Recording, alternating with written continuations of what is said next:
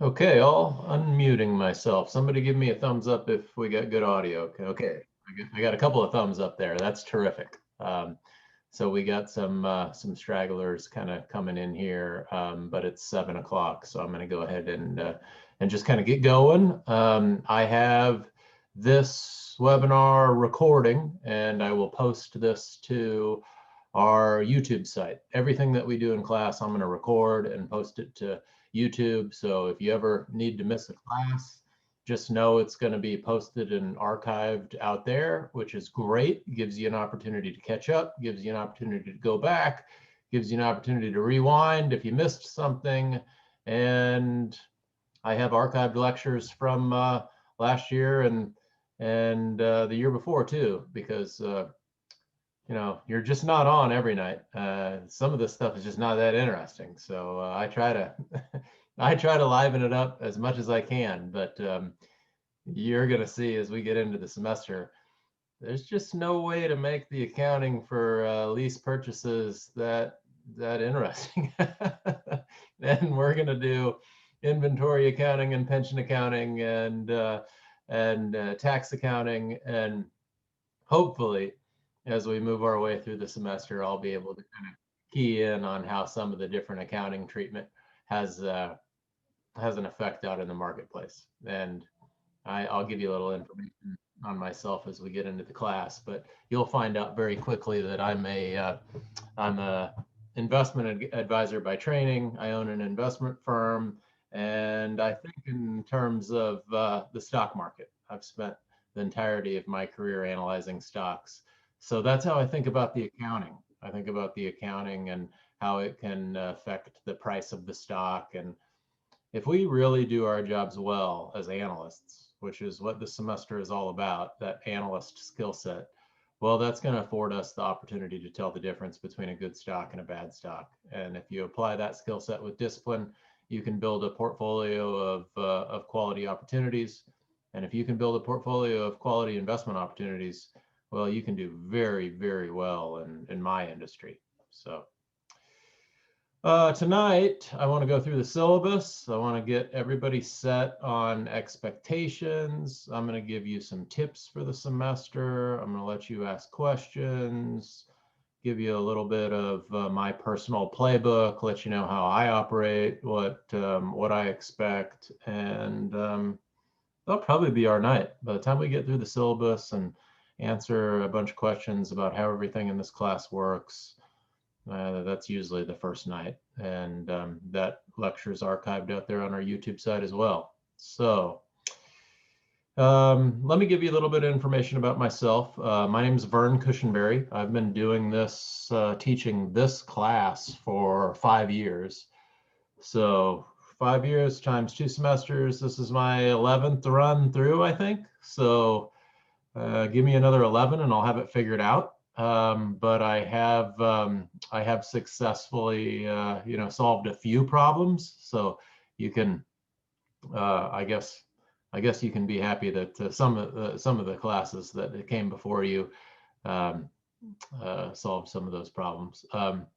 My day job is working as the Chief Investment Officer for Two West Advisors. Two West Advisors is an advisory firm. We're based out of Overland Park. We have offices in Corporate Woods. We have 13 employees. We do business with retirement plans, 401ks, 403bs. We manage money for institutional clients and high net worth individuals.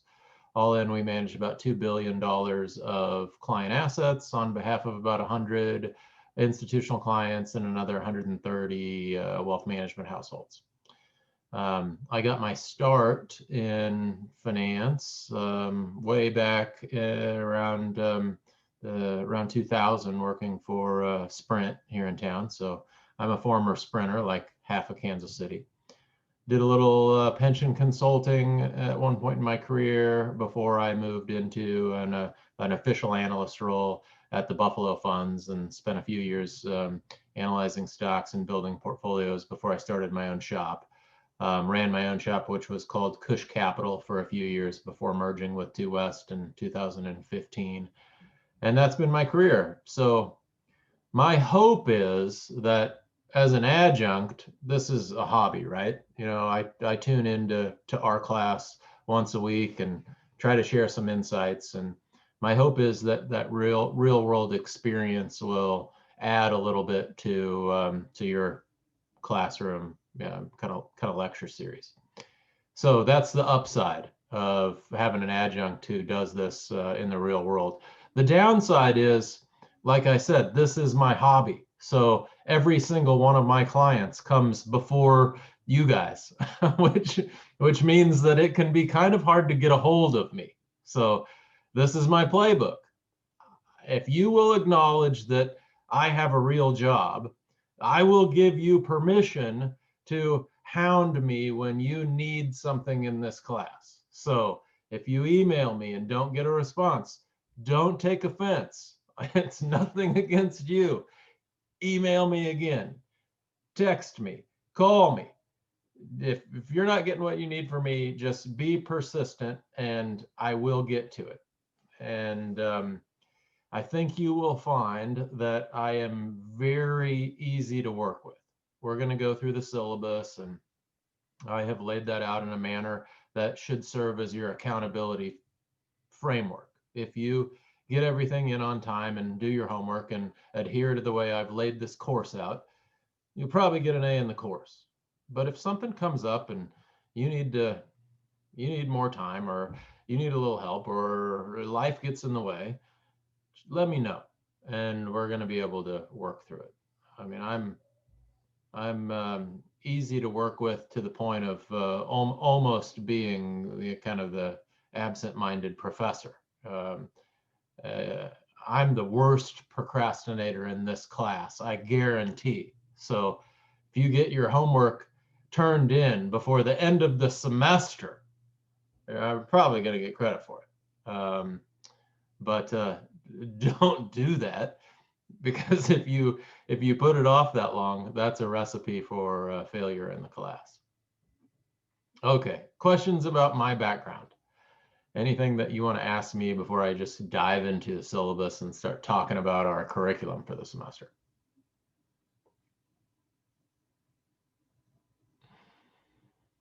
And Zoom is so hard too. It's so hard to teach a class on Zoom. This is my second semester in Zoom, and I don't know. I just found it. Go How did somebody, go ahead. how did 2020 compare to 2019 for your business? You know, it wasn't too bad, thanks to $4 trillion worth of stimulus from our regulators, right? It's funny how you put $4 trillion worth of cash into the economy and you see the market rebound by 68%. So that was it. It was the tale of, two economies. COVID hit, stock market fell by 32%. It was the worst recession that we'd seen since World War II. Still is, but then the Congress, well, they printed $4 trillion worth of new currency through a variety of stimulus measures, and you saw the stock market pop by 68%. So we have a whole bunch of happy clients right now. Didn't lose a lick of business. Everybody's making a little money, and all of our clients adapted to a virtual model. So everybody in the world has learned how to use Zoom or GoToMeeting or Microsoft Teams or some alternative, which, I mean, it cut our travel and entertainment budget by $100,000. So nothing to be upset about there. I'm glad I'm not in commercial real estate. I can tell you that.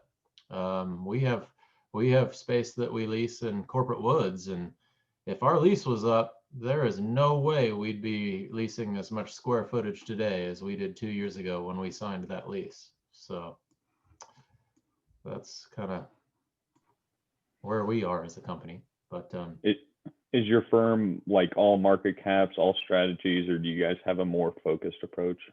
yeah, we do a little bit of both. Some of our clients really like the stock picking, and that's where my background is. So I love to talk that game. I love to talk individual holdings.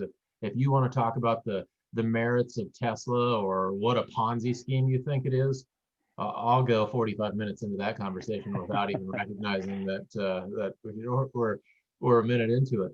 But that's probably the exception rather than the rule, because when you really get to building an advisory business, what you find is that the need that's out there, where the market is, if you go to meet the market and you're trying to build a firm and a successful business, well, most of the opportunity is in getting Johnson County households to retirement. So you're talking about the household that has somewhere between $400,000 in assets and 2 million in assets. That's just the middle of the standard normal curve where all your assets are at. And the primary concern of that household is financial planning. And the asset allocation that you build to power a successful retirement plan outcome is a broadly diversified portfolio of stocks and bonds that has global exposure to all asset classes. And it's a little bit of a snoozer, to be honest with you, but you keep your costs low, you stay you stay invested, you let the time value of money work in your favor, and you're going to help people get to retirement. And that's the biggest piece of value add that you can give most households. Now, as investors get a little bit more sophisticated, you can start layering in some of these other conversations about, you know, how aggressive you want to be with emerging markets, or whether you want to add some Bitcoin to your portfolio. But like I said, that's the exception rather than the rule. But if you want to go deep into that in this class, let's do it, because this class is really focused on that exception. This is not a financial planning class. This is a financial statement analysis class. So we as analysts really want to know the difference between Ford and GM. We really want to know the difference between Microsoft and Google and Apple, and debate the merits of their strategies and their markets and pricing models, and take all that information and put it into a spreadsheet and ultimately determine the fair value of the company. So if you're trying to build a business out of that, then you don't do it like I did. You know, I started my own company early. I was only 32 years old when I started. So I started, you know, I targeted a market that every other entrepreneur in the world targets, which is the 3 F's, right? Friends, family, and fools that will agree to do business with you when you first start a business. And we grew it, and it became kind of a financial planning more so than investment management. We, in this class, are going to focus on the investment management. If you want to take that skill set out into the real world and apply it, you're probably working for the American Centuries of the world, Buffalo Funds, Waddell and Reed, some other large mutual fund or investment management company. It's very hard to start one of those from scratch because no institutional investor will give you the time of day. So you really have to go work for another one of those firms, build up a good institutional client base, and then make the jump. Professor, really quick, do you, I know some different investment advisors have different strategies, but kind of sounds like you're interested in individual stock pickings. Do you recommend that a lot with your clients, or do you kind of just do it as more like a, hey, this is like something I'm interested in personally, but I don't really put it in clients' portfolios unless they're like, I don't know, maybe really aggressive? Yeah, it's the latter. I don't use individual stocks with clients unless they first prove themselves to be sophisticated enough to understand the strategy. You know, Sure. what specific stocks are we putting in their portfolio and why? If we're trying to beat the benchmark, then yeah, we can get aggressive with their monies. But I mean, most clients don't understand the merits of that portfolio that you're trying to build. And 6 months is going to go by, or a year is going to go by, and you know, all they care about is whether or not they're on track for retirement. So what we do is that's called benchmark risk. You know, if you're going to build a portfolio that's designed to beat the benchmark, well, you can outperform and you can underperform. Does a client even want that? Most clients don't. Institutional clients want that. If you're managing a multi-billion-dollar pension plan, yeah, absolutely. But you're also dealing with an investment committee of sophisticated investors that understand the risks that they're taking on in their portfolio and are comfortable in advance with understanding of how that portfolio might outperform or underperform. Two entirely different markets. And we just found that our business opportunities came at us in waves from the retirement planning industry, from the financial planning industry. So that's where our niche is. And then I just still, I'm a CFA by training, and I love to talk individual stocks. So it's in my DNA, I guess you'd say. I had a quick question for you. How big are your clients, or what does your everyday client look like for the most part? Do you get a lot of individuals? Do you get a lot of like businesses, corporates? What does your average client look like? On the institutional side, the retirement plan business is between 20 million and $200 million retirement plans. We do a lot of institutional business, so we have clients like Johnson County Community College and Park University and Benedictine University, and we sponsor the NAIA, so we have other colleges and universities all over the country. And that gets us into various boardrooms and one-on-one financial planning conversations with faculty and staff. And our typical wealth management client household has between 400,000 and about 2 million in assets, and their primary goal is saving for retirement. So it's a combination of the investment management and financial planning that gets them to that goal.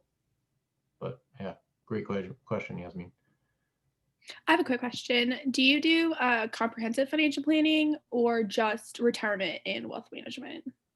We do it all, but most of our clients are saving for retirement. As they meet that retirement goal, well, then their needs can get a little bit more complex. Just last week, I was having a conversation with a client. Their retirement scenario was, well, it was done. It was funded, no question about it. They had plenty of money to live on in retirement. The next question was, do I have enough money to give each of my 6 grandchildren $250,000? Okay, well, now that financial plan just got a lot more complicated, because we're doing a scenario analysis both to fund their lifestyle, to pay for a vacation home in Breckenridge, Colorado, to give each of 6 grandchildren $250,000. And they had a piece of farm ground that was currently churning off about $100,000 in income on an annual basis, and they wanted some tax planning around that. So yeah, that's a complicated case. So, and we do that, but that's a smaller piece of our business. Gotcha. Yeah, I also work at a financial planning office, and so I see a lot of that as well. It's crazy how many people want to give so much money to their grandchildren. Yeah. Oh, terrific. Who do you work for, Berkeley? Step in Rothwell in Overland Park. Okay, yeah, I've heard of them. I never come across any of the people that work there. So nice to know you. Yeah, I guess have you seen a lot of clients refinance their mortgages lately? Oh yeah, absolutely. That's one of the hottest things going, and Yeah. we're recommending clients consider it. I think the average 30 years down around 2.5 now, which is just unbelievable. Mm-hmm. So that may be an opportunity for some of you to refinance your student loans if you have them. But at any rate, well, let's jump into the syllabus. Then I will walk you through this class and give you some tips.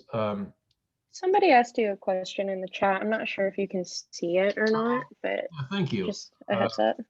And I'm going to also thank you for letting me know.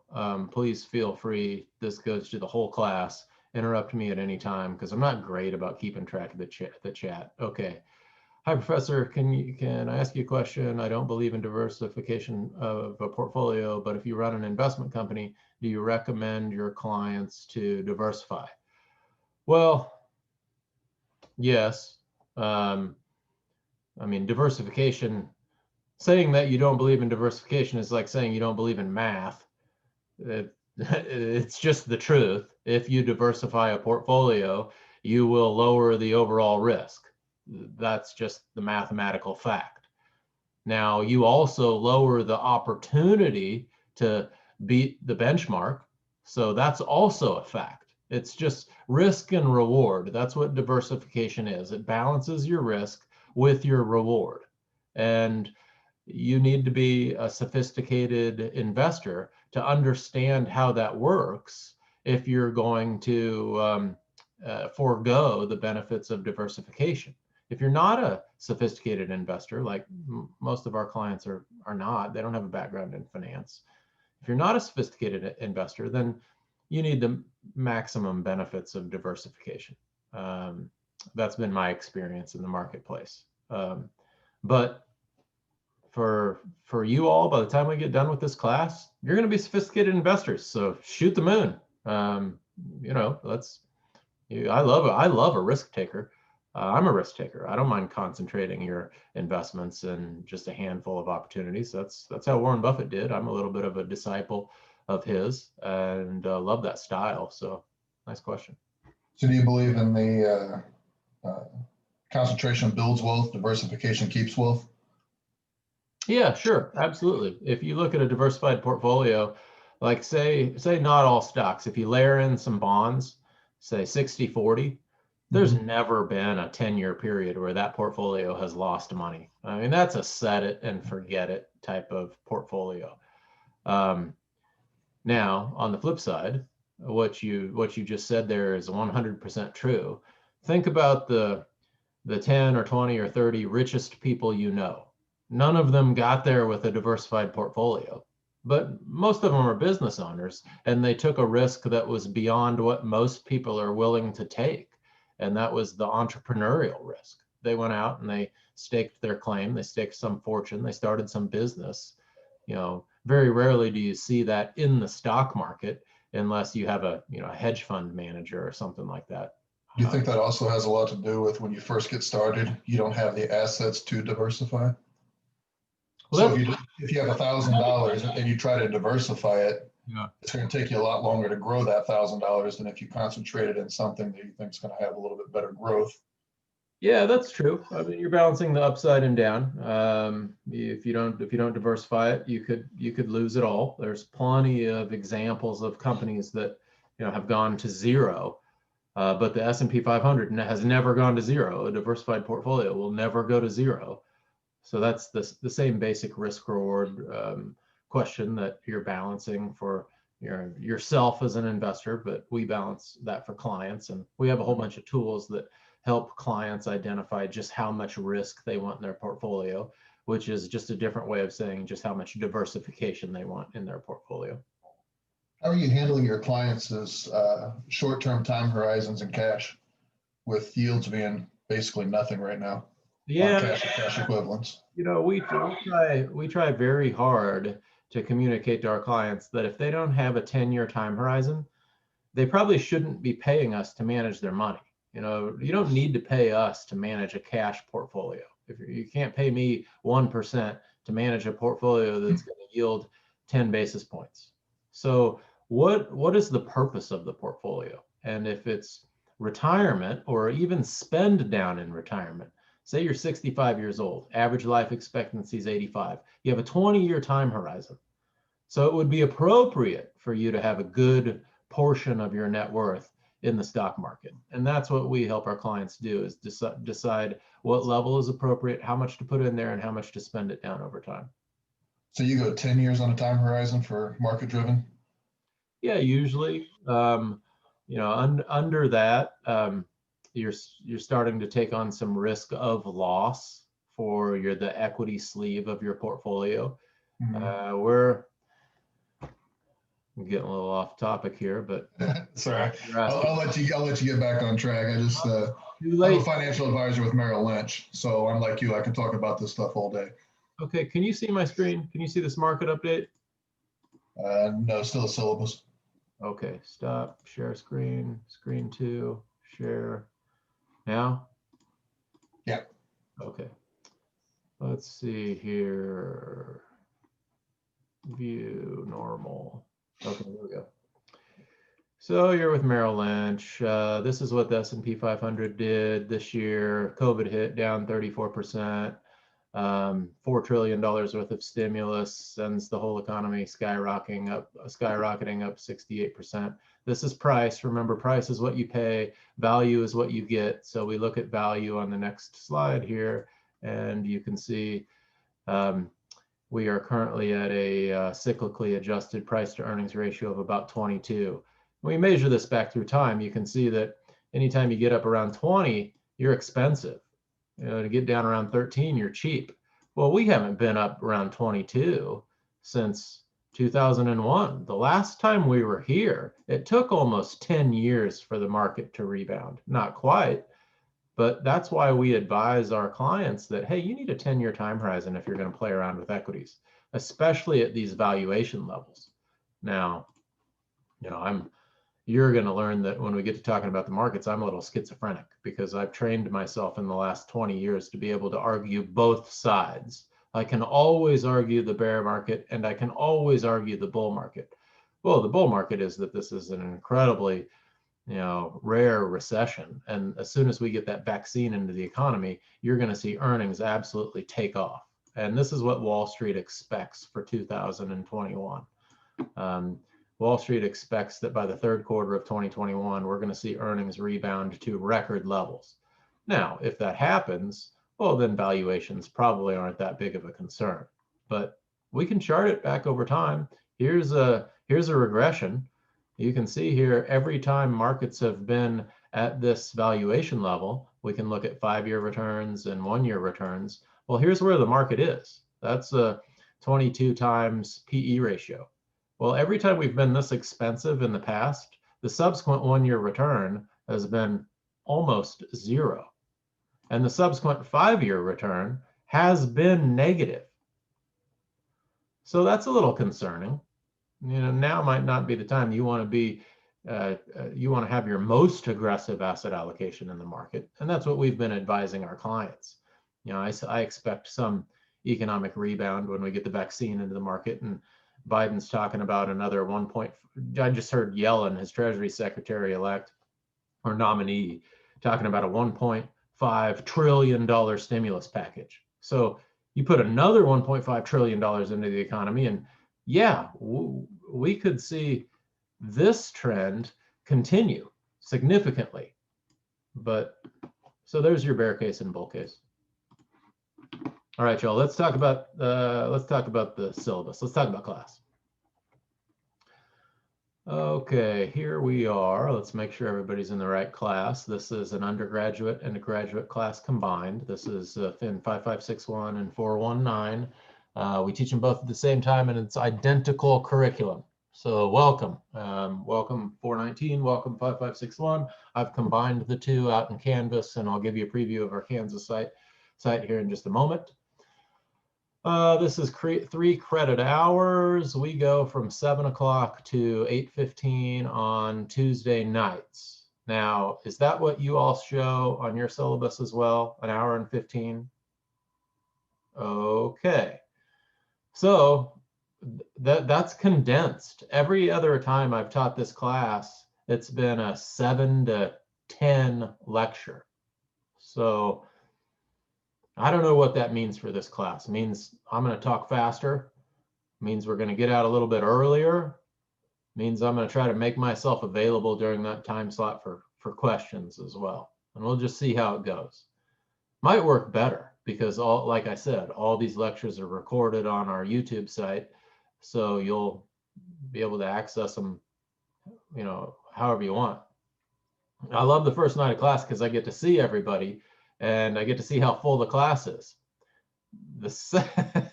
Then the second night and the third night and the fourth night gets here and I see attendance just nosedive, which is fine. You can't hurt my feelings because that's the Vern Cushenberry theory of getting yourself through your master's program.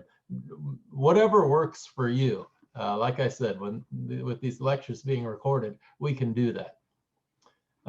Here's the Zoom class, meeting ID, passcode. Everybody's here, so I'm guessing nobody had any trouble logging in.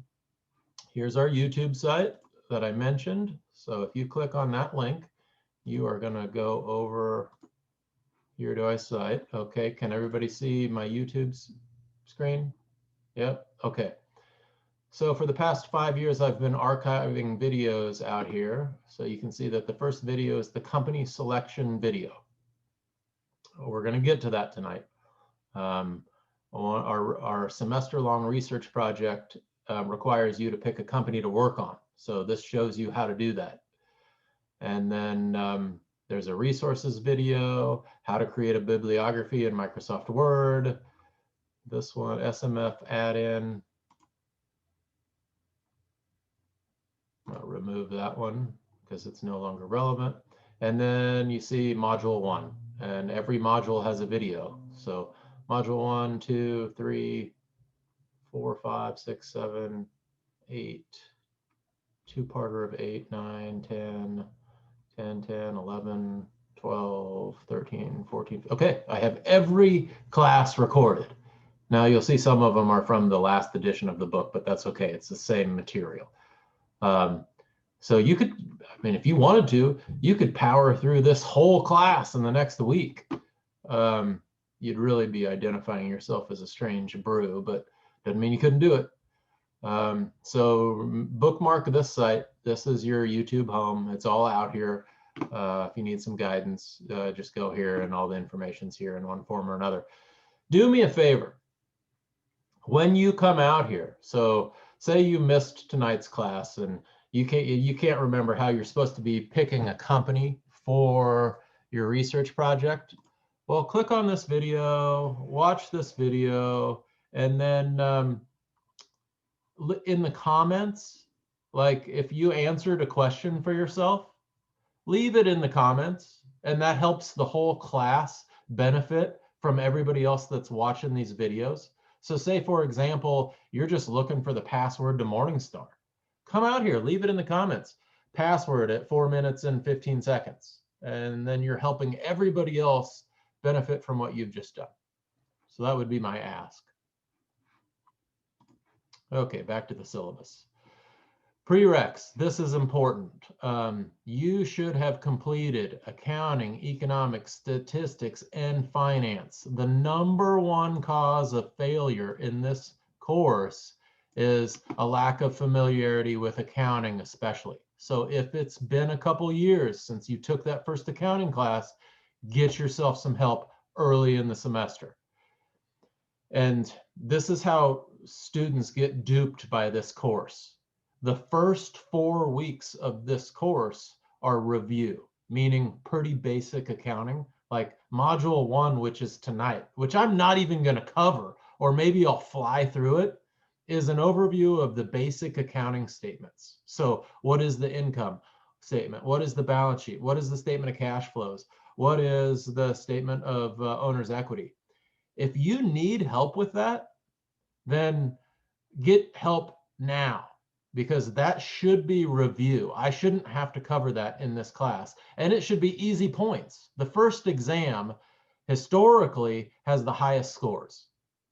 When we get to the second exam, if you're struggling at all,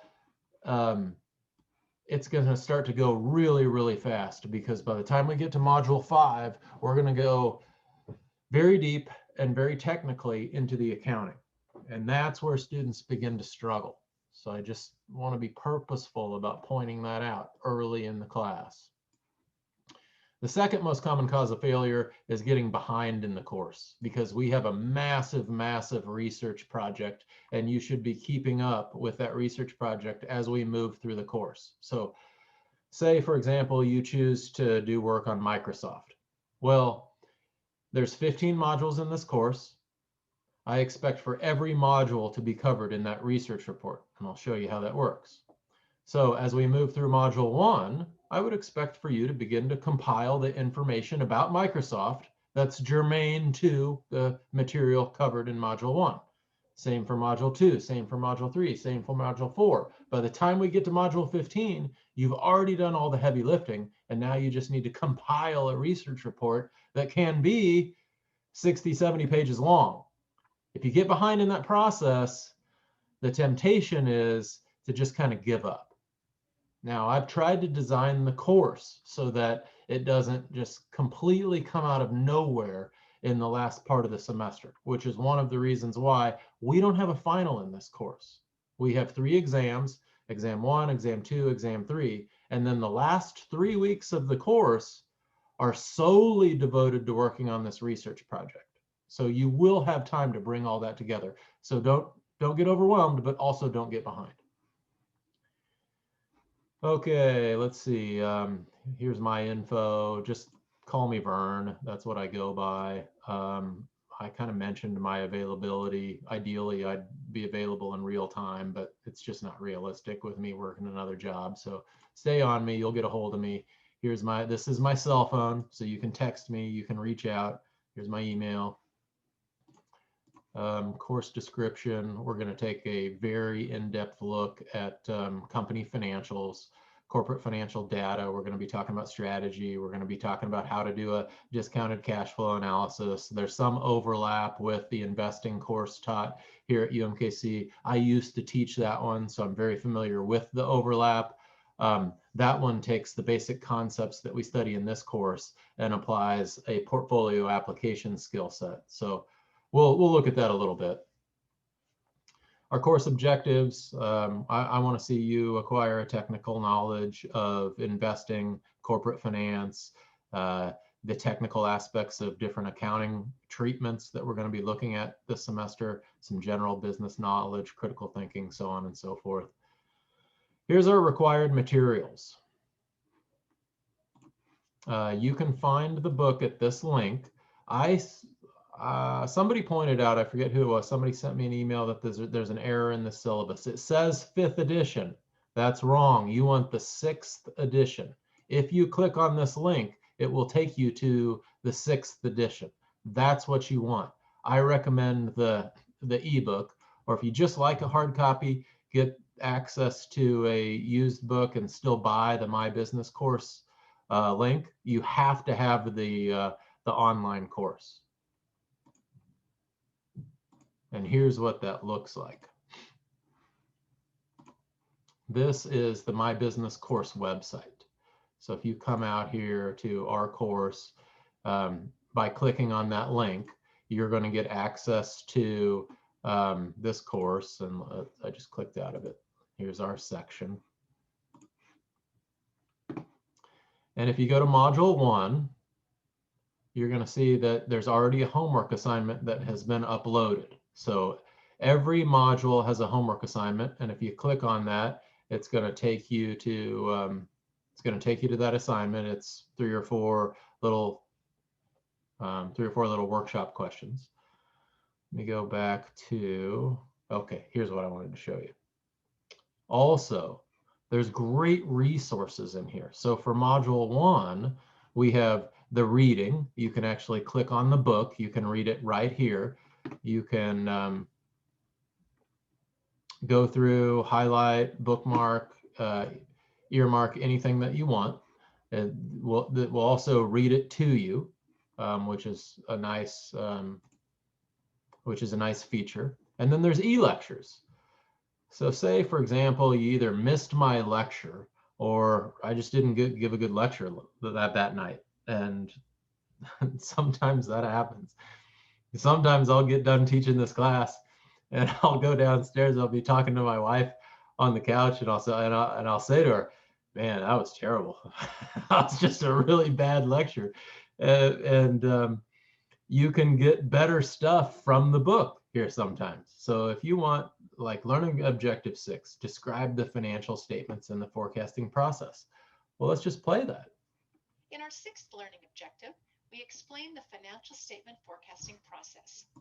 So that is really good information, and the book has its own lectures for every module, and you may just decide for yourself that this is a better tutorial than what I give in class. Now, I'm hopeful that they're complementary. I'm hopeful that by sharing a little bit of the way I use this in the real world with some real world examples, you're going to get a nice complement to what's in the book. And then lastly, there's guided examples in here. So if you're struggling with any of the homework questions, you can come through here, click on a guided example, and the authors of the textbook are going to give you some insights into some of the homework. So that's our book. I think I talked about everything in the My Business course class. This is our course ID. You will need to type that in when you enroll.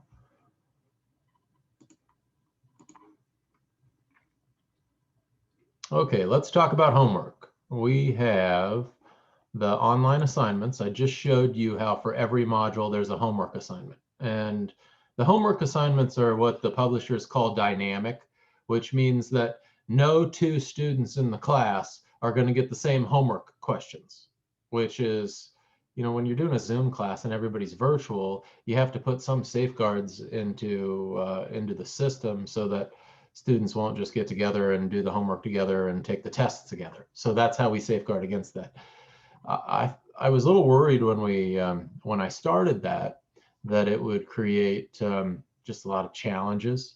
But as you'll see, as I give you a tour of the Canvas website, you know what? I'm just going to go there now. Here's how I address those challenges.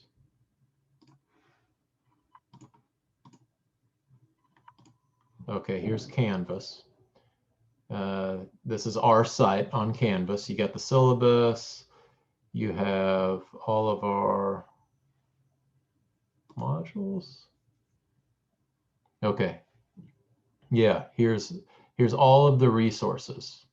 Look at this. Boom. Solutions manual. If you get stuck on homework because you can't share with your neighbor and you don't know how to get a homework assignment done, you come right here to the solutions manual. I have given you the answers to all of the homework right here.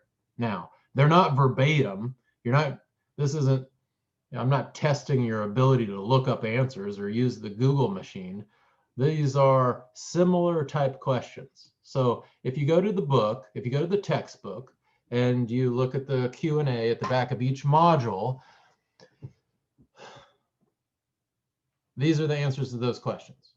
Now, when you go to the My Business Courses website and you do your homework, those are the same questions. They've just changed the numbers a little bit. So you still have to know how to plug the numbers into the basic equations and gain a conceptual understanding of the problem. But if you're struggling with that, you can just come here, look at the solutions manual, compare it to the question in the back of the module, and 9 times out of 10, I have found that gives students everything that they need to say, okay, I see how the authors did it here. Now I can do it with my homework. Okay, great. I'm getting comments in the chat feature that says, yeah, I believe, okay. People are saying, cool, thanks, got it. So if you missed class tonight, that's the most valuable thing that you missed. The solutions manual is posted. Please use it. Okay, now back over to the syllabus. So online assignments, there's a little bit of paper, research paper. Here's the research project right here. We're going to be talking about this all semester long. It's a big deal. And let me show you how big of a deal it is. I give you examples. So I'm back to Canvas now. Here's our research project. Here's everything that you need to know about the research project. It's 300 points. That's a third of our grade this semester. This is the rubric for how I'm going to grade it. There's a company selection forum, and then there's some old sample reports. So go to these old sample reports. This is what I expect from an A+ paper. If it's your intent to get an A on this paper, then come click on this Qualcomm report, download it, and see what it takes to get an A. So this is a 72-page report, and you're going to see exactly how all this comes together. This is the front page. I want it to look exactly like this. Don't turn in something that looks different from this. I have to grade 30 of these at the end of the semester. I want them all to look identical. That's what helps me grade them. If you don't do that, the best you can do on this paper is to get a B. Don't make my life more difficult when I'm grading this. Use this template. Use this format. Divide this paper into what we call the 4 M's. That's, I want to hear about the management team. I want to hear about the moat. I want to hear about the mispricing. I want to hear about the mark. All those are clearly laid out on the front page. You're giving me your most hard-hitting thesis and salient points summarized right here on the first page, and then you're segueing into an executive summary that tells me everything else I need to know about a buy-sell decision on Qualcomm right here. Taylor Haviland, I think that was his name. Yes, Taylor Haviland wrote this report. I bought it for all my clients. And I think we're up 150% on it. So thank you, Taylor. Yes, I subsequently wrote Taylor a letter of recommendation, and I think I bought him lunch. So for 150% return for all of our clients, I'd say I probably got the better end of that deal. But yes, I want to see work that I can selfishly put to use on behalf of my clients. And what I will promise in exchange for that work is that I will help you find a job in Kansas City if you want to network and put this skill set to work in this town. And I will write you a letter of recommendation. But usually in any given semester, I get 1, maybe 2 reports that are of this quality, because this is a ton of work. Now, here's another offer I will make to everybody in class. If you want to get me this research report 3 weeks before the end of the semester, has to be 3 weeks, I will give you feedback on it and give it back to you so you can make all the revisions necessary to get an A on this paper. But if you give it to me 2 weeks, I'm not going to guarantee I'll give it back to you. Okay, so now on your own time, familiarize yourself with that report and begin to conceptualize what it's going to take in this semester to actually write one of these things. And then we're going to talk a lot more about it. Okay, back to our Canvas site, which is over here. Professor, quick question. Do we all, I'm assuming we all have to do different companies within that list? Yep, thank you. So that's what this is, company selection forum.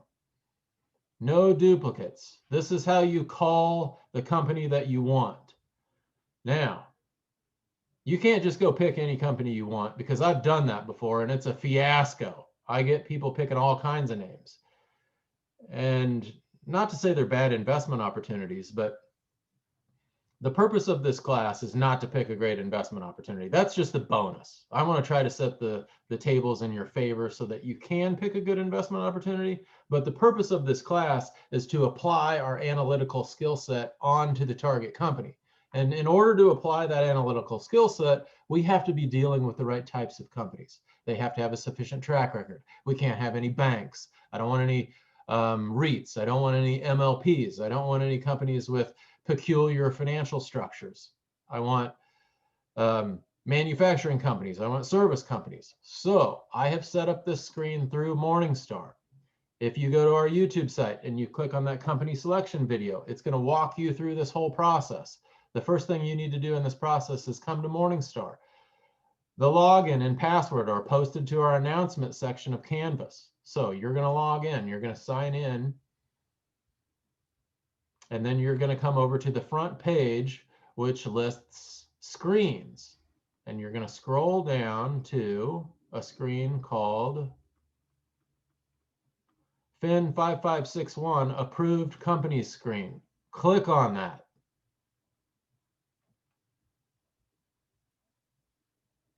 I have set up the screen to identify all the parameters that we need to make for a successful analysis. Select from amongst this list.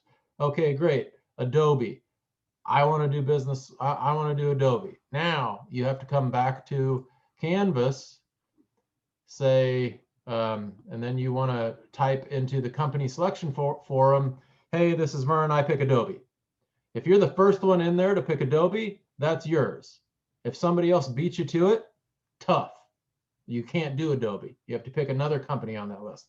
This happens every semester. Somebody's not paying attention. They pick a company, they type it into the company selection forum. Somebody's already beat them to it, but they didn't notice it. Now you're 3 weeks into the semester, maybe you're 5 weeks into the semester before I notice it. I'm like, hey man, sorry, somebody beat you to it. You got to redo all that work.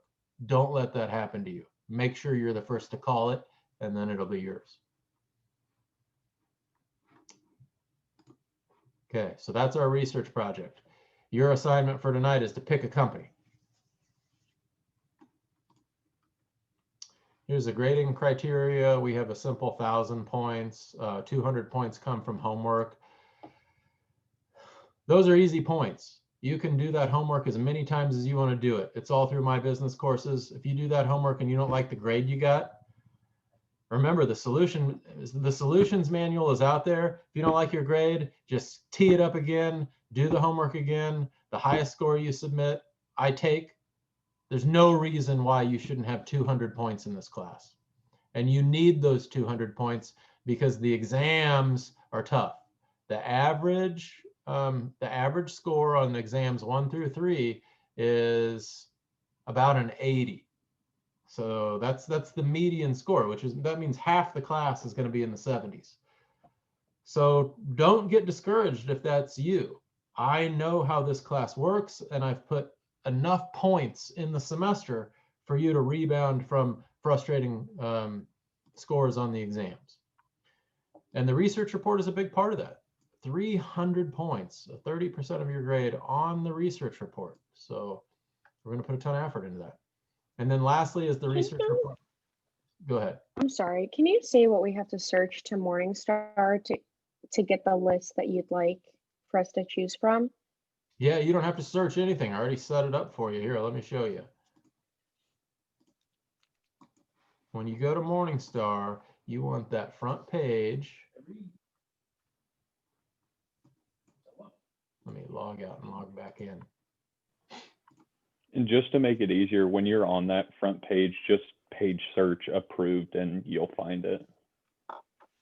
Oh, okay. That's a good tip. Just Control F and type in approve or whatever. So yeah, so it's where you want to go is right here, lists and screens. This is your front page, and it's down at the bottom, or Control F approved. You're going to see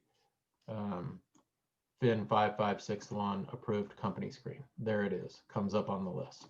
Click on that, and you're going to see your list. So my screen doesn't look like that when I log in. Can I share my screen, or is that something you'd like me to do after class? I'm happy to do either way. I don't know. I would make sure you're in Morningstar Direct, not just Morningstar. So go to the announcement section of our class, and there's an announcement that says Morningstar login info. Make sure you're at this site with this login and this password, and you should solve that problem. Gotcha. I'll let you continue, and I'll stop you at the end of class if I can't get it. I appreciate your time. Yep. Okay, and then lastly, there's a we used to do this is you know this was my most fun night of the whole semester, where we'd all show up and we'd give stock pitches. It was like Jim Cramer's Mad Money. If anybody's ever seen Mad Money, we all gave a lightning round. I'd give everybody in class 3 minutes to pitch their stock, and that was worth 50 points. Well, we can't get together anymore, and you can't really do that through a Zoom format. So now I just have you videotape it on your phone and send it to me, make a YouTube video out of it, and you get the little presentation. Not as much fun, but you still get the exercise, and that's worth 50 points. Okay.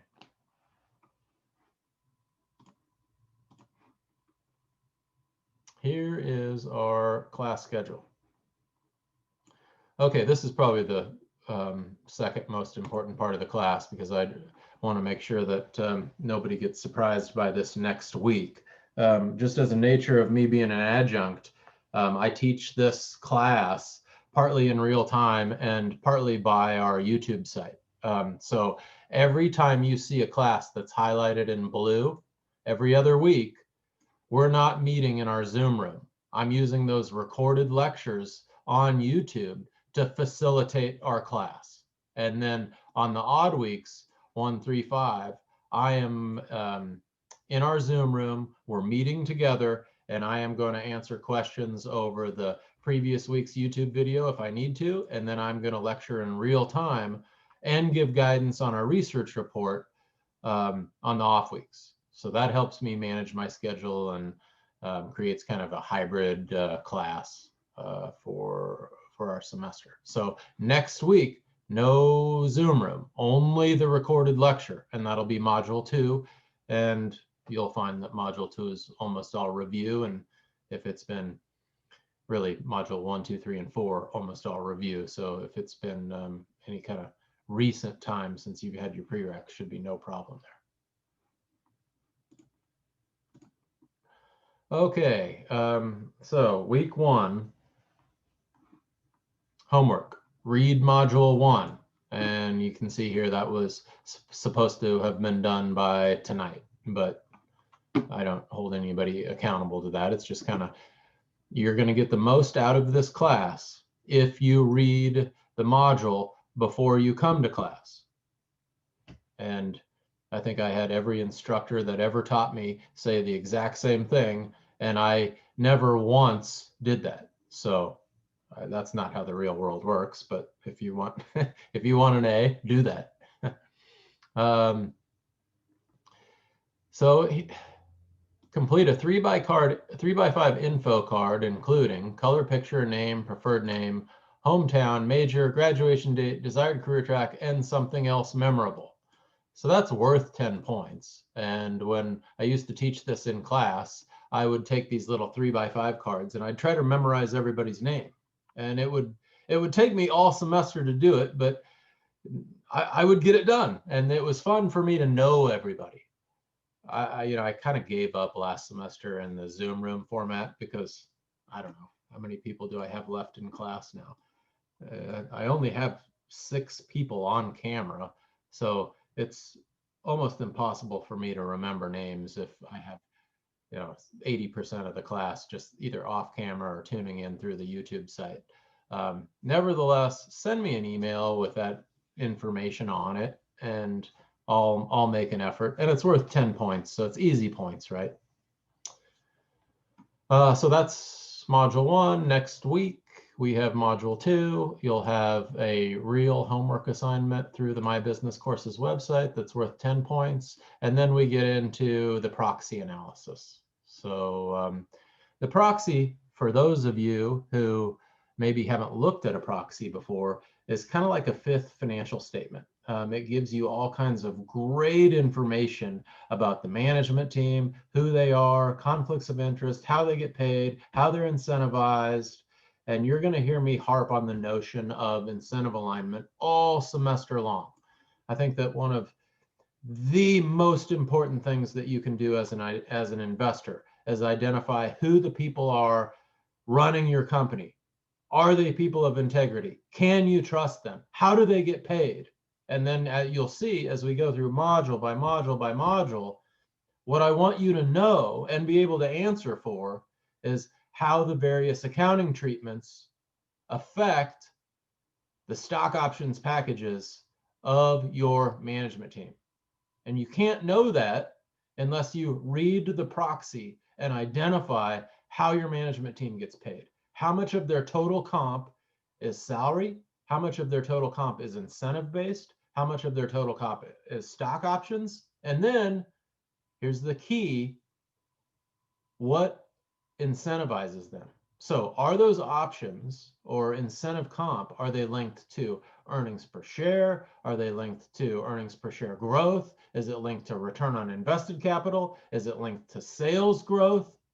Because if it's linked to earnings per share, then every time we look at a piece of accounting in this class, I want you to ask yourself the question, how does that affect the earnings? And if I were the management of this company, which accounting treatment gets me paid?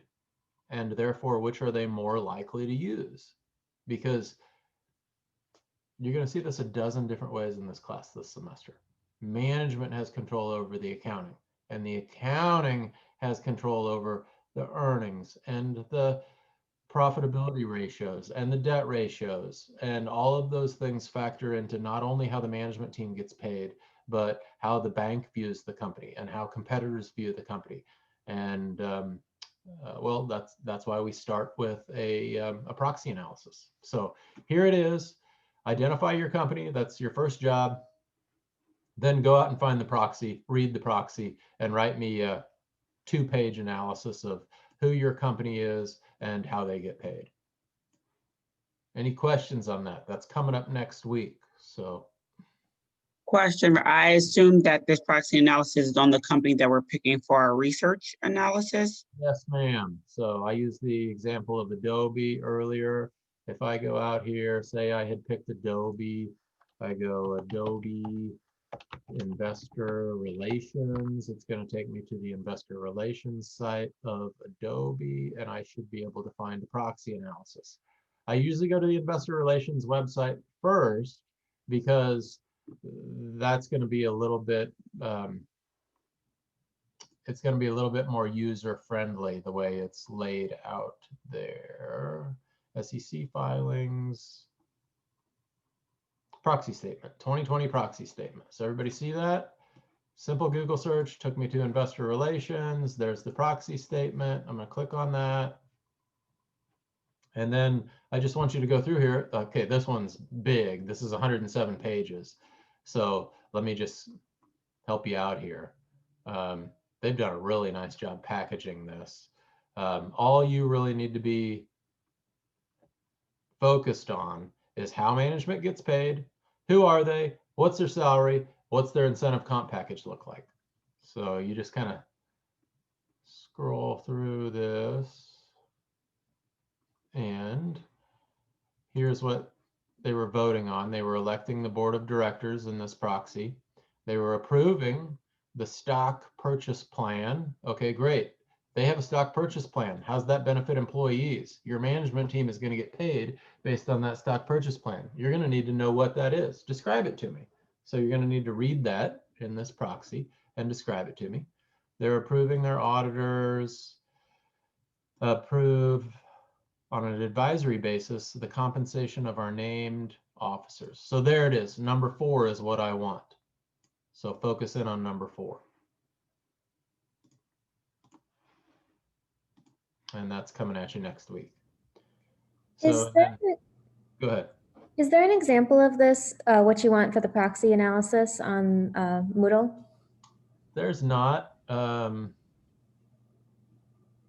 And my advice to you would be don't get overwhelmed by that, because it's not, I say a 2-page report. It can be a half a page. It can be 3 pages, as long as you know who the management team is and how they get paid. Just answer that simple question and you will have done the proxy analysis. So there's no specific format that you require this in, as long as we hit the key items. Yeah, just hit the key items. I mean, how do they get paid, and what are these, and what's the incentive comp package linked to? What ratios are important to the company? Is it earnings per share? Is it growth? Is it return on invested capital? It'll be in there. Find it. Okay, and then we'll get into the rest of this as we kind of go, but you can see how the class just kind of unfolds module by module as we work our way through module 15. Our first exam is February 16th. We'll talk more about the format of those exams as we get a little bit closer. All of those are taken through the My Business Courses website. They're open book, they're open note, which sounds great, but don't be fooled. They're difficult, and I tell all my students in this class that if you're counting on the fact that the test is open book and open note to help you do well on the exam, you will fail. You'll run out of time. You only have 2 hours to take the exam, and that gives you an opportunity to look up about 1/3 of it. So if your plan is to look up every question on the exam, you're only going to get about 1/3 of the way through, and you will have run out of time. So that means you just have to flat out know 2/3 of it to make it through in the amount of time. So don't get fooled by the open book, open note nature.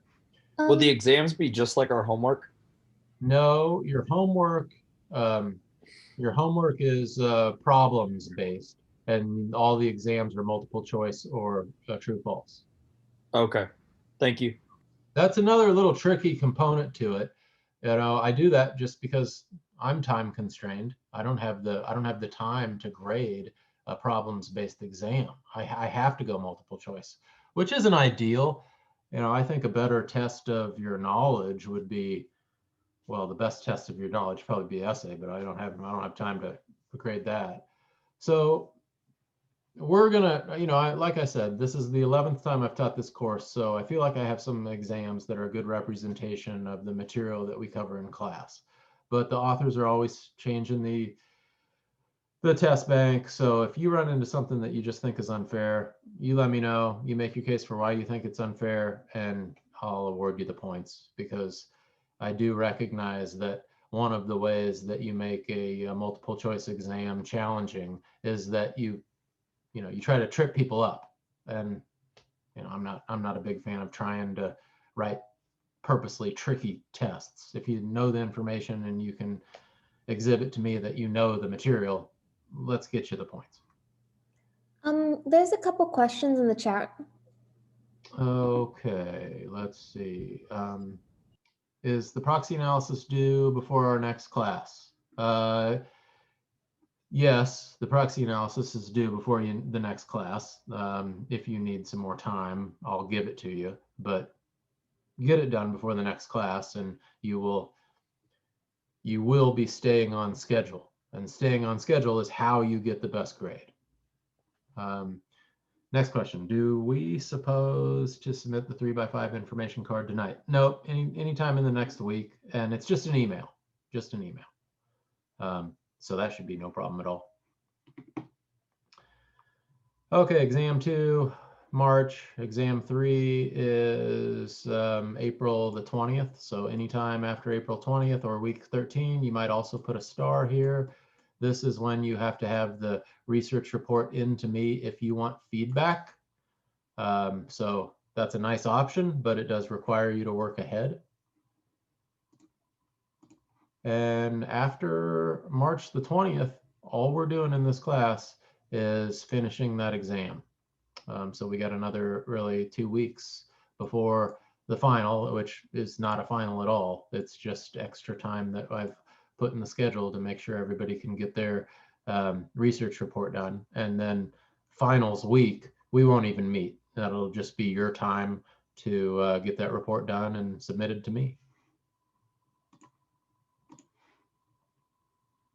Okay, and then the rest of the syllabus is kind of the same stuff you see on every syllabus and at the university, a little bit about behavior, makeup, academic misconduct, so on and so forth. Okay, so made it through the syllabus. Questions there before I move on? Okay, regarding the proxy analysis, can you go back to the assignment due dates at the bottom of the syllabus? Yes. So week 2, which is next, the 26th, we don't meet in person. It's a recorded lecture. Homework due is to read the modules, and it also says the proxy analysis. So is the proxy analysis due before the 26th class or before we meet on the 2nd? So I'm trying to figure out. The proxy analysis is due right on the 26th. So It's due on the 26th. 1 week, Okay. 1 week from tonight. Okay. Yeah. And then regarding the homework on my business, because there on week 2, it says that the module 1 homework is due. So that's also due on the 26th as well, or is it due? That's also due on the 26th as well. Okay. Yeah. Now, let me talk a little bit about how I do homework, because I really appreciate the question. You know, when is something due? It's important for you to know that. But I don't take points off for late work. So don't ever get stressed out. If life gets in the way and you can't get something in on time, get it to me as soon as you can. I'm not taking points off for late work. So in a sense, these due dates are more for your accountability than they are mine. I'm putting them on the syllabus to show you how to get an A in this class. Get it to me next week. If you're a day late, fine. If you're 2 days late, fine. You can take that homework as many times as you want to take it throughout the semester. So take it before next week. Maybe you bomb it. Then go back week 2, week 3, week 4, retake it, get the grade you want. Week 12, retake it, get the grade you want.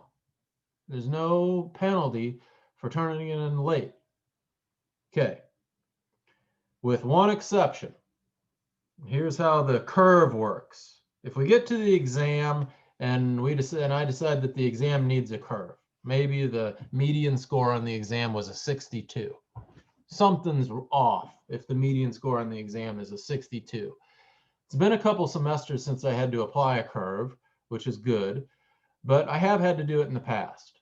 So if I need a curve, before you get the points for the curve, I'm going to go back and see if you had your homework in, because I don't think it's fair to award somebody points on an exam for a curve if they haven't been keeping up with the homework. So the way I decide if there's going to be a curve is I look at the median score from the students who had all their homework in.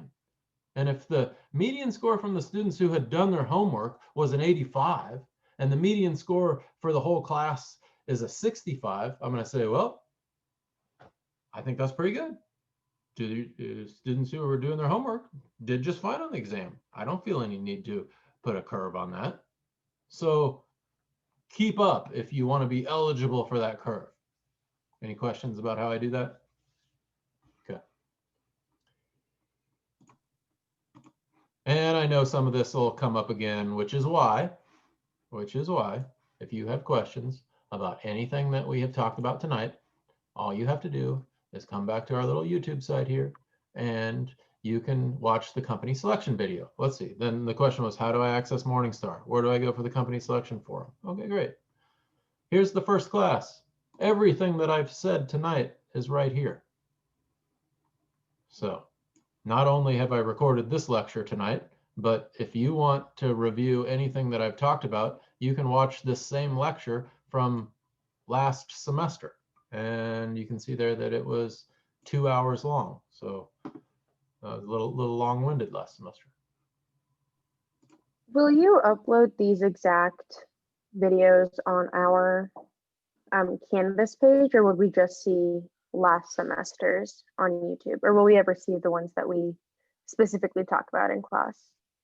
You're gonna see tonight's lecture uploaded to this YouTube site as soon as I can get it done. And I don't know, that'll be tomorrow or the next day maybe. But it's not necessary that you wait to see it, because this was the first class from last semester. So if it's the same information, it's identical. You can get it all here. And then I did a little bit on Gotcha, thank you. did a little bit on module 1 last semester, which I'm not going to have time to get to tonight.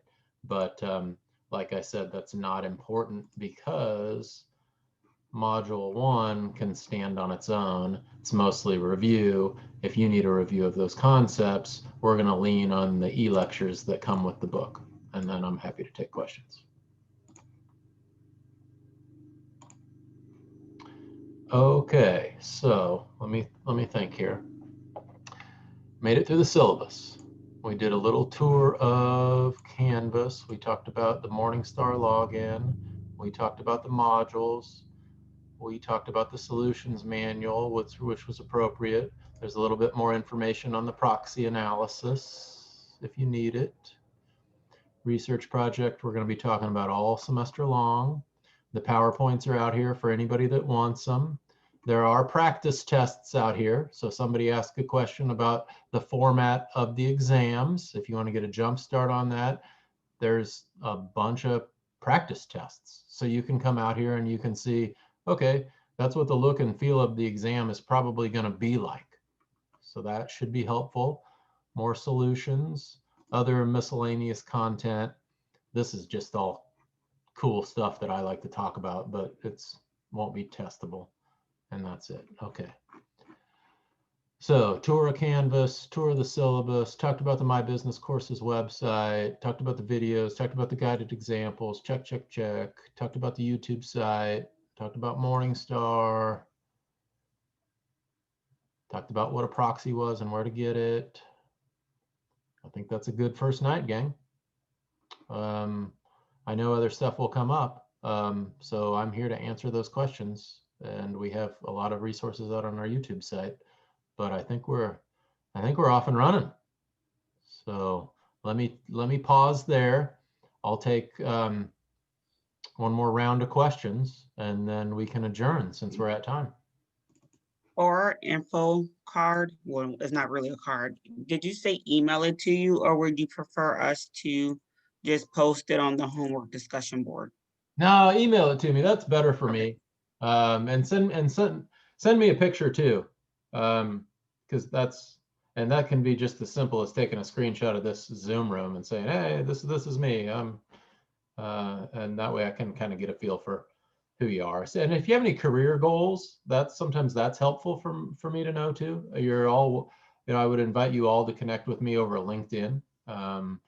If I'm connected to somebody else that you want an introduction to, we can talk about that. So, I want to help you get to where you're trying to go in your career, and happy to share whatever wisdom or guidance or experience that I have to facilitate that goal.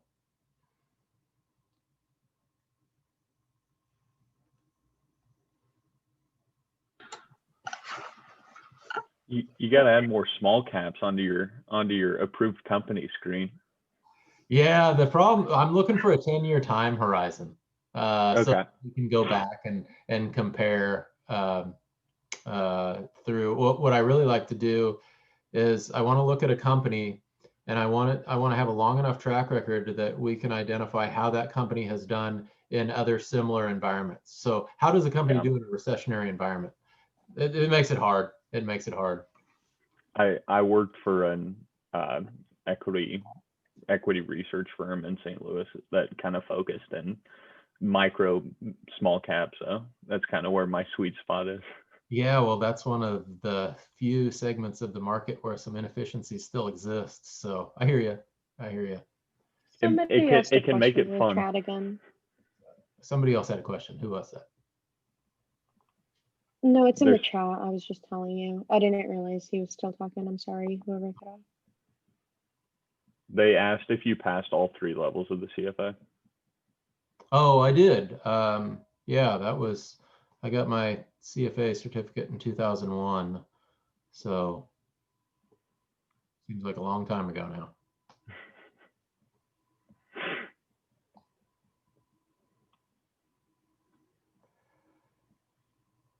So I've learned with these Zoom rooms that I have to sit through awkward silences, so people can gather up. If nobody else has a question about the course itself, like I just have a question for you about why you think Tesla's a sham.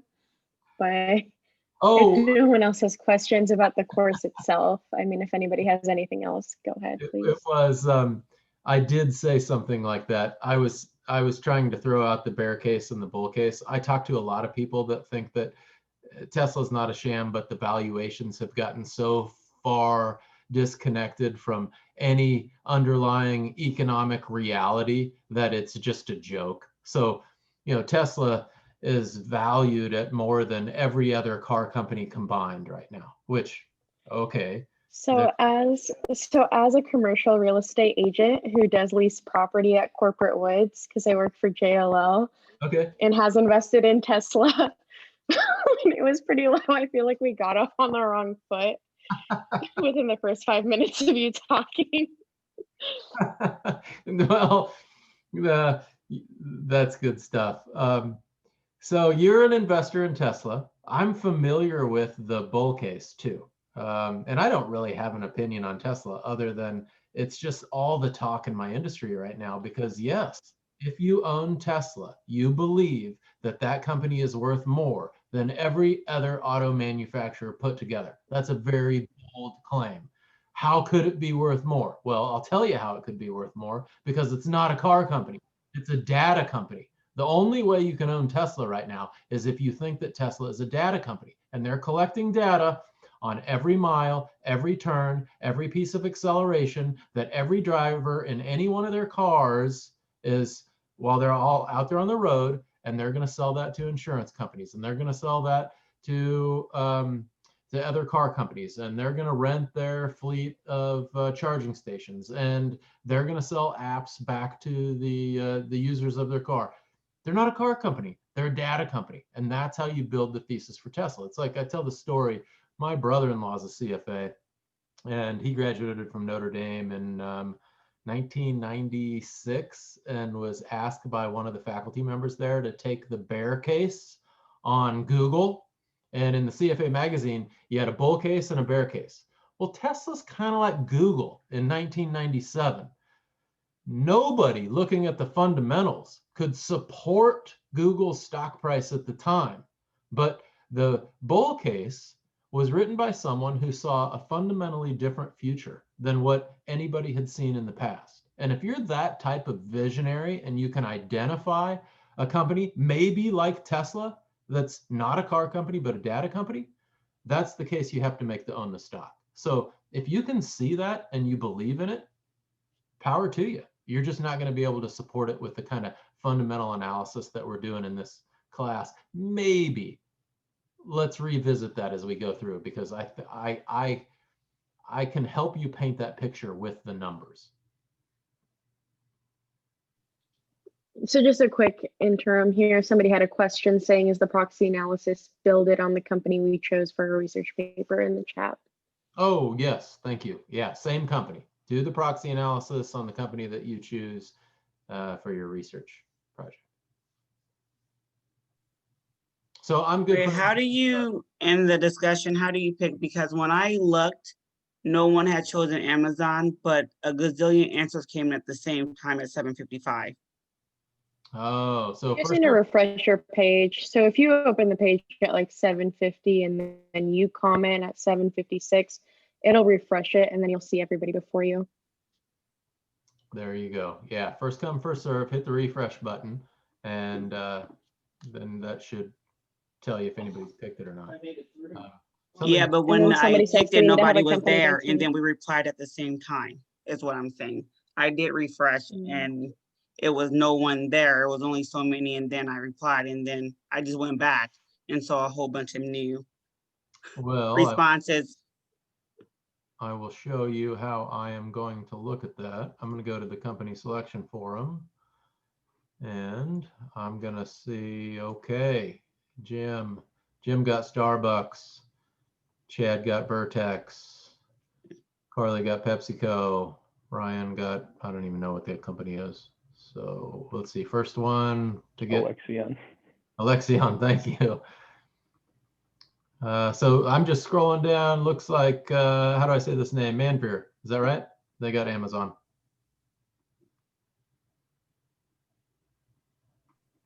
You've already answered this. Oh, so here we go. So good, so great. So we had, so great. They beat you to it. And tell me how I say your name. Is it Anjani? It's Anjani. Anjani. So Anjani, pick again. Do you have any kind of process if there's a company that's not on the list that we'd like to use that we can request to do? No, it's got to be on the list. And I get that question every semester because I know there's great companies out there that you all would like to do research on. And I've tried to make that concession in the past, and it just never goes well because if it's not on the list, it's not on the list for a reason. It doesn't have one of the parameters that I'm looking for, which makes for a successful research project. Gotcha. Okay.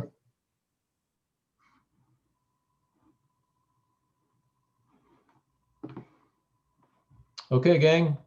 Thank you for your participation tonight. Reach out to me if you have any questions I can answer, and I will see you then live in our Zoom room in 2 weeks. Okay. Thanks, Fern. Appreciate it. Thanks, Professor. Thank you. Thanks all. Hey, Vern, really quick. Yeah. When I click on the approved list now, Mhm. it said it was empty. It wouldn't load. Well. Yeah, it says your list is currently empty. Let me double check. That would be a problem.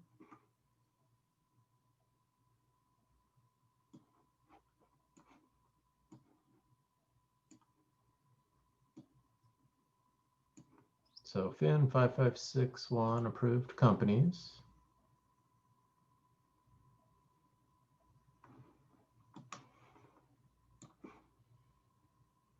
Okay, so we still got, maybe you just need to refresh. I did. I logged out and logged back in, and then I hit it. And I don't know if it's maybe because so many people were in there at the same time. Oh, could be. There, we only have 20 licenses at the university, so Okay. Yeah, because it popped up now, but I had refreshed quite a few times and it kept saying empty. And I'm like, uh-oh, am I in the right spot? Okay. Yeah. Okay. Well, I will pick another one. While you're here, I'm so sorry. I'm a little bit, just need a little bit to be sure. We have to email you a 3x5 intro card. We have to buy our access in our book to be able to do homework 1 and then give you a 2-page company bio with info by next class. Is that correct? That's correct. Yes, ma'am. Okay, thank you so much. I appreciate your time. So you're with JLL, is that what you said? Yeah, I'm just a brokerage and research intern, but I'm licensed in Kansas and Missouri. So I help them a lot with a lot of tours, cold calling, LOIs, RFPs. Well, and I contract, was leases, negative selling. on commercial real estate earlier in the class too. We really didn't get off on a good foot, did we? I was a little bit, but especially since I'm not like fully in the field yet. You know, I'm not working as a broker yet, but I'm an emerging professional trying to get a world, trying to get my foot into the commercial real estate world. I was a little butthurt when you said I'd hate to be in the commercial real estate industry. Well, tell my friend Ryan Schneider I said hello. He's a good guy over there. Of course, I work at Drive 5 and he actually coaches his son's basketball team at Drive 5 as well. Okay, Ryan's a longtime friend. I've known him for going on probably 30 years. Good guy, love him to death, and yeah, he's a good one. Wonderful. Is there any way to edit our previous post, or do we have to repost a whole nother? I would just repost a whole nother. So if you go back to the course, I would just go to the bottom of the list and call your whatever company you want. Just call it, and if nobody's picked it yet, it'll be yours. Well, I'm taking commerce, and nobody said it, so hopefully it doesn't pop up again. Okay, because I don't see it.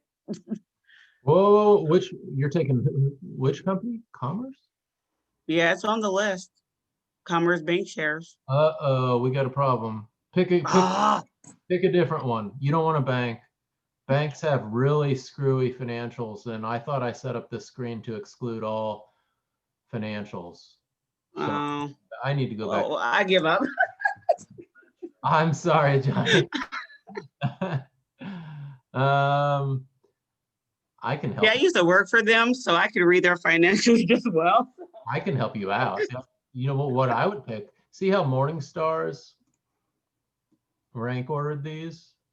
So these are their 4-star selections. I like to work on stocks that have opportunity. So Morningstar thinks that these are the stocks that have the most opportunity. So I would work on one of these. Like they're probably already taken. Maybe, yeah. Vertex is taken. I can't see the other ones. Let's see. Viacom, Vertex. I don't think BioMarin Pharmaceutical. Do I see that? Or should we stay away from or it's pharmaceutical? Okay. No, pharmaceuticals are great. Okay. I don't think I see it. So nope, I see it. Nope, somebody took that one. Biogen, American Electric. I don't think anybody took Citrix. Can I do BioMarin? Or... Yeah, somebody already took BioMarin. Biogen, I can't tell. The electric power one isn't taken in case anybody wants it. Yeah, Citrix is taken. I mean, yeah, so. American Power, that's not a very sexy name, but it'd probably be a good research report to work on. American Electric Power Company. I'll go ahead and do that one if that's all right. Yeah, just type it in the forum and you got it. Yeah, make sure no one, it's hard to tell. Cisco's taken, I can't even tell what's available anymore. Well, you're probably gonna have to, pick one and then go back and do just like I don't know, like F5 networks. If you go over here to the course, and now Well, you I had already, probably just control find, do we have F5? that's, I don't even know what type of place that is. I don't think I want to do that. I don't even know what F5 is. I don't either off the top of my head, but it's not taken yet. So you can go over there, and if you wanted to find out what F5 was, you could just click on it, and then it brings up all of the information. Where I've never. And then you can click on analyst research. And analyst research is really nice because it's your job to write a report on this company. So you can see F5 already has. What is it? I still don't get what is. F5 networks.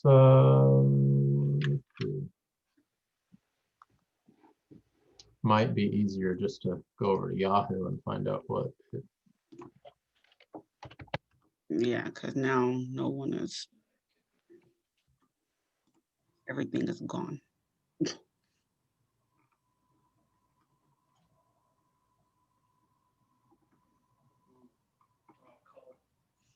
Anyway, I'm gonna let you look that up on your own time. But yeah, I'll figure it out. The point I was trying to make was that if you click on the company inside Morningstar, you can look for this company report, which is that's if you have the company report in Morningstar, a big part of your job has already been done for you. I mean, look at what you got here. You already have the business strategy, the valuation summary. Okay, there we go. The leader in application delivery, whatever it just said, controllers. Yeah. I don't even know what application delivery controllers are, but I guess I'll figure it out because I think everything else is gone that fast. So, and starting with a company that already has a well-written report is not a bad idea because you're way ahead of the game, which is one of the reasons why I use Morningstars to screen these anyway, because their research by and large is pretty good research, and it takes the same format as what we're trying to do in this class. So this is, if you pick F5, then the first thing you want to do is print this report, read it, and that's going to give you a huge jump start when it comes to understanding who this company is and what their opportunities are and what the competitive landscape looks like. Okay. Maybe I'll give it a go. I'm running out of options because everything is gone. So yeah, so okay, so after you'll see my name on there 3 times. Okay, sounds good. Because yeah, apparently I didn't know. Okay, yeah, I thought that you said stay away from banks, and then I saw that and I said, well, maybe I heard him wrong. No, because commerce is on there. So I was like, oh, well, I'll just do what I know. Take a look at that screen. I think they were the only bank on there. So I think that was just a fluke. Okay. Well, I'm glad that came up because now I have something to go back and double check. Hey, sorry, quick question. I was really late today. I was looking all over the page for the Zoom room and then I could not find it. And so I was going to send you an email and I looked in the syllabus and I saw the room in there. And so I got a late start in here and I apologize for that. But thank goodness that your lectures are recorded on YouTube, right? So I'll just click on the link from the syllabus and get caught up on everything. I apologize for the convenience, but this online format makes it really convenient for people to catch up, and I'm thankful for that.